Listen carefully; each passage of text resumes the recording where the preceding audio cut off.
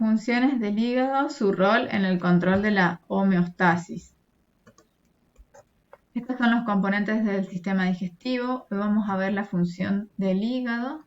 Además de las funciones digestivas, tiene otras funciones. El hígado es un órgano voluminoso que pesa 1,5 kg aproximadamente en un adulto y le sigue a la piel en tamaño. Está por debajo del diafragma y ocupa la mayor parte del hipocondrio derecho. La vesícula biliar es un saco piriforme, está localizado en la depresión de la cara inferior del hígado y mide 7 a 10 centímetros. El hígado está recubierto por el peritoneo visceral y revestido en su totalidad por una capa de tejido conectivo. Se divide en dos lóbulos, derecho e izquierdo, que están separados o divididos por el ligamento falciforme, que es una hoja del peritoneo. Estas son las conexiones entre el páncreas, el hígado, la vesícula biliar y el duodeno. El conducto hepático común, el conducto cístico que va a desembocar en la vesícula biliar, el colédoco, que sale de la vesícula biliar, el pancreático y el colédoco se van a encontrar en la ampolla de váter para liberar el contenido de las secreciones pancreáticas y de la vesícula biliar en el duodeno. Este es otro esquema de la vesícula biliar. Entonces acá el colédoco y el pancreático, esta es la ampolla de váter y el esfínter de Oddi. El hígado recibe sangre de dos fuentes, de la arteria hepática, que recibe sangre oxigenada, y de la vena porta, que trae la mayor parte de los nutrientes y algunas sustancias tóxicas absorbidas a través del tubo digestivo. Después la sangre va a drenar en la vena central y luego fluir hacia la vena hepática, que va a desembocar en la vena cava inferior y luego en la aurícula derecha.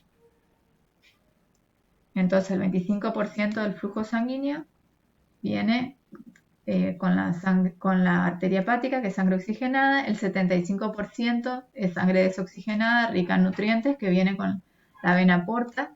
Allí los productos elaborados por los hepatocitos y los nutrientes requeridos por otras células se liberan de nuevo hacia la sangre, que drenan los sinusoides hepáticos, luego hacia la vena central, luego fluye hacia la vena hepática, de ahí a la vena cava inferior para desembocar en la aurícula derecha. El flujo sanguíneo que tiene el hígado es muy elevado, es de 1.350 mililitros por minuto. 300 mililitros de sangre por minuto vienen con la arteria hepática y 1.050 mililitros por minuto con la vena porta. Entonces el total es 1.350 mililitros por minuto, que representa un 20% del gasto cardíaco, que era volumen sistólico por frecuencia cardíaca. En cuanto a la resistencia vascular, la vena porta cuando llega al hígado tiene una presión de 9 milímetros de mercurio, pero la vena hepática, que va a terminar después en la vena cava, la presión es casi de 0, por lo cual el hígado posee una resistencia vascular muy reducida. Bueno, y esos eran los factores que influían en las resistencias vasculares periféricas. La unidad funcional del hígado es el lobulillo hepático, que es una estructura cilíndrica de varios milímetros de longitud y de 0,8 a 2 milímetros de diámetro.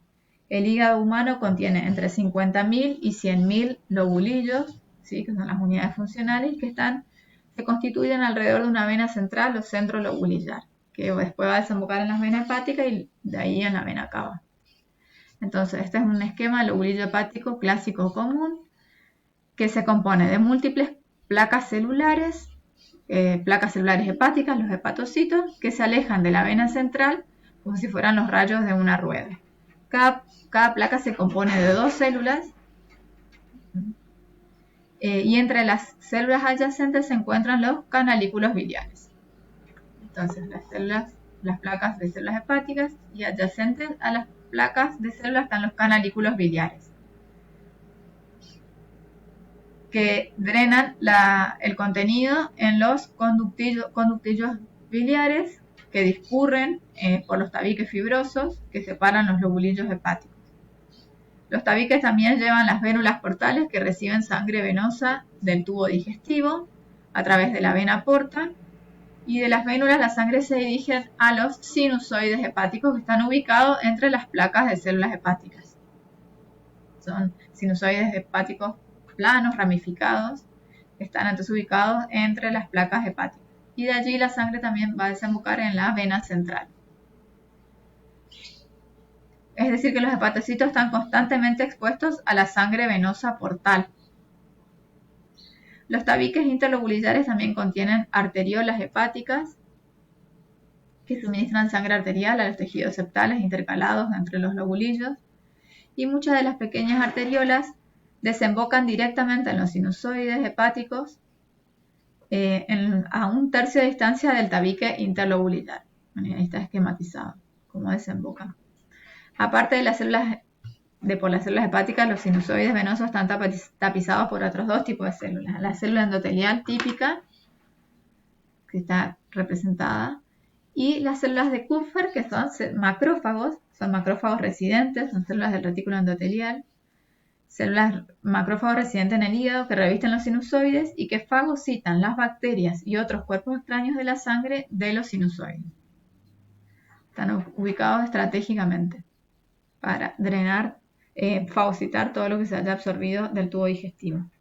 El revestimiento endotelial de los sinusoides tiene poros muy grandes, algunos con un diámetro de hasta un micrómetro, y por debajo de esta capa de células endoteliales y entre las células hepáticas y endoteliales se encuentra el espacio denominado de Dis. Los espacios de Dis se comunican con los vasos linfáticos de los tabiques interlobulares, y el exceso de líquido que fluye por estos espacios desaparece por la vía linfática. Como los poros son muy grandes, los poros sinusoidales, muchas proteínas pueden difundir a través de esos poros, ¿sí? Hay una elevada permeabilidad por parte de los sinusoides hepáticos, entonces se forma mucha linfa que es drenada después en el conducto, en los vasos linfáticos terminales y luego en el conducto linfático. Este es otro esquema de las estructuras entonces que componen el hígado, la unidad funcional, el lobulillo, y se puede distinguir en las membranas del hepatocito, digamos, distintas caras. La que está en contacto con el sinusoide se llama membrana sinusoidal, ¿sí? Acá está el espacio de Dis, la célula endotelial, sinusoide. La que está en contacto con otro hepatocito es la membrana vasolateral o hepatocitaria, cuando están las células adyacentes, y la membrana que está en contacto con los canalículos es la membrana canalicular o apical.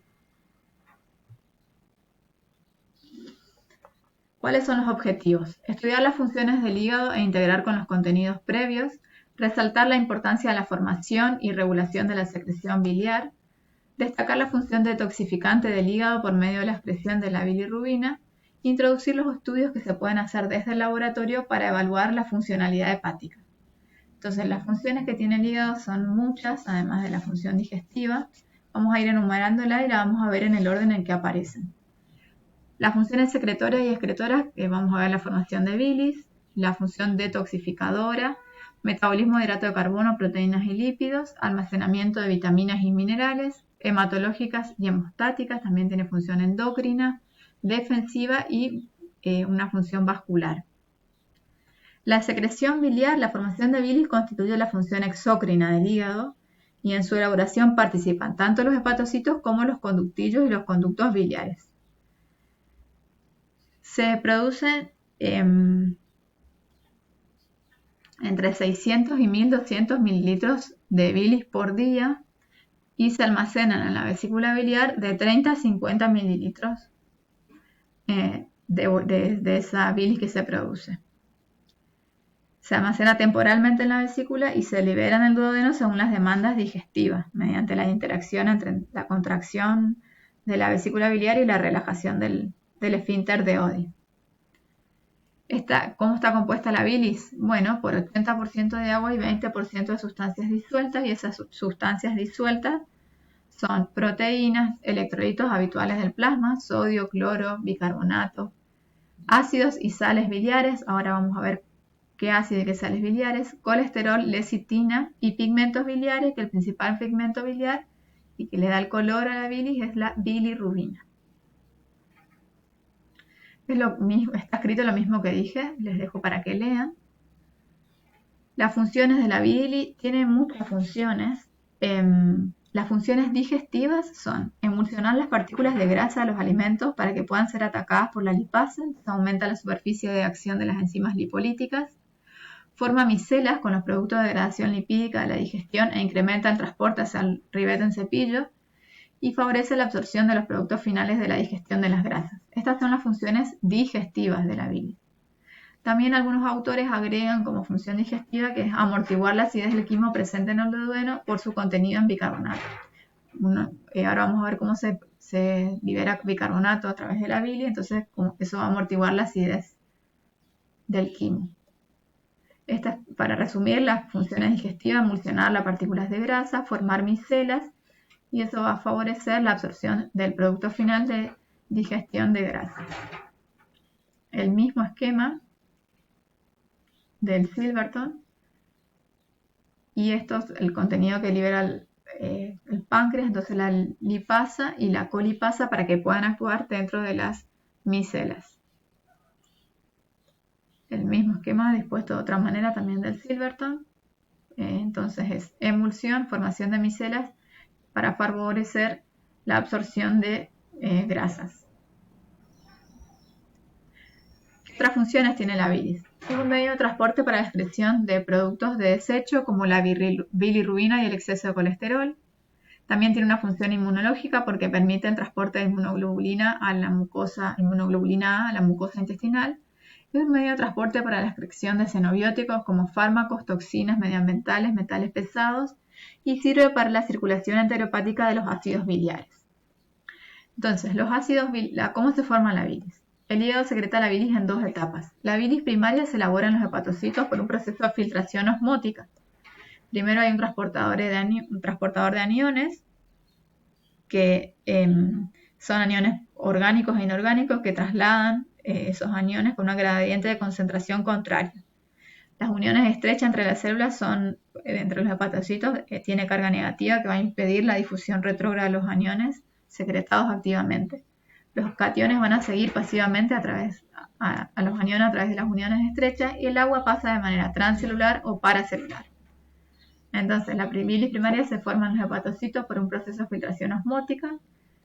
Estos son los hepatocitos, entonces, las uniones estrechas entre los hepatocitos que tienen carga negativa. Este es el lado donde están los sinusoides y este es el lado donde están los canalículos biliares. Hay un transportador de aniones, ¿sí? Aniones orgánicos e inorgánicos, que transporta con un gradiente de concentración contrario. Los cationes que siguen pasivamente a los aniones a través de las uniones estrechas, y el agua que pasa de manera transcelular o paracelular en forma pasiva. Bueno, entonces esta es la formación de bilis primaria, ¿sí? Luego se excretan los ácidos biliares. Bueno, para eso hay una captación de ácidos biliares por una proteína cotransportador ácido biliar sodio, necesita energía. Los ácidos biliares no conjugados van a pasar por difusión simple. También se puede sintetizar ácido biliar de novo a partir de colesterol. Y después se van a expulsar a través de una proteína a través de transporte activo dependiente de ATP. Entonces vamos al esquema, el mismo que hoy, los sinusoides y el canalículo, que están a ambos lados esto representa un hepatocito. Entonces los ácidos biliares que están conjugados, que se reabsorben, lo hacen a través de una proteína transportadora que se llama taurocolato, que necesita energía y lo obtiene a partir de la bomba de sodio-potasio ATPasa. Es un transporte activo secundario, dependiente de sodio, y está mediado por la proteína transportadora taurocolato. Luego, los ácidos biliares no conjugados pasan por difusión simple, y después de la captación de los ácidos biliares, tanto conjugados como no conjugados, son transportados a través del hepatocito por medio de microfilamentos y son expulsados a través de una proteína de transporte dependiente de ATP.